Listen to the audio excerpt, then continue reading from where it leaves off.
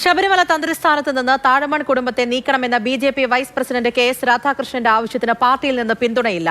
സംഘപരിവാർ സംഘടനകളും മൗനം പാലിക്കുകയാണ്. താഴമൺ കുടുംബത്തെ മാറ്റണമെന്ന് പറഞ്ഞത് ബി.ജെ.പി. നയത്തിന്റെ അടിസ്ഥാനത്തിലാണ് എന്ന് കെ.എസ്. രാധാകൃഷ്ണൻ വിശദീകരിച്ചു. അതേസമയം ശബരിമല തന്ത്രി സംശയത്തിന്റെ നിഴലിലാണ് എന്നാണ് ദേവസ്വം മന്ത്രി കെ. മുരളീധരൻ പറഞ്ഞത്. അവർക്കൊരു തീരുമാനം എടുത്തില്ലെങ്കിൽ ഇത്തവണ പൂജയ്ക്ക് തന്ത്രി വേണം. അത് ബോർഡ് ഉത്തരവാദിത്തം കൈവിടുന്നു. അപ്പോൾ അതിൻ്റെ കാരണം എന്താ അറിയോ? കോടതിയുടെ ഇടപെടൽ ഉണ്ടാവുന്നതുകൊണ്ട് ആ പേര് പറഞ്ഞ് ദേവസ്വം ബോർഡും കൈ കഴുകുന്നു, ഗവൺമെൻറ് ഒന്നും ചെയ്യാൻ കഴിയുന്നു. ആ ഒരു അവസ്ഥ മാറണമെന്നാണ് ഞങ്ങൾക്ക് അഭ്യർത്ഥിക്കാൻ. ഞാനില്ലെങ്കിൽ എൻ്റെ മകൻ എന്ന് പറഞ്ഞാൽ ആ മകൻ കോമ്പീറ്റൻ്റ് ആണോ ഇല്ലയോ എന്ന് അറിയണ്ടേ. താഴമൺ കുടുംബത്തെ മാറ്റണമെന്ന് ബി.ജെ.പിക്ക് നിലപാടുണ്ടോ എന്നുള്ളതല്ല, കളങ്കിതരായിട്ടുള്ളവർ ആ പദവിയിൽ ഇരിക്കരുത് എന്നുള്ളത് ബി.ജെ.പിയുടെ നിലപാടാണ്.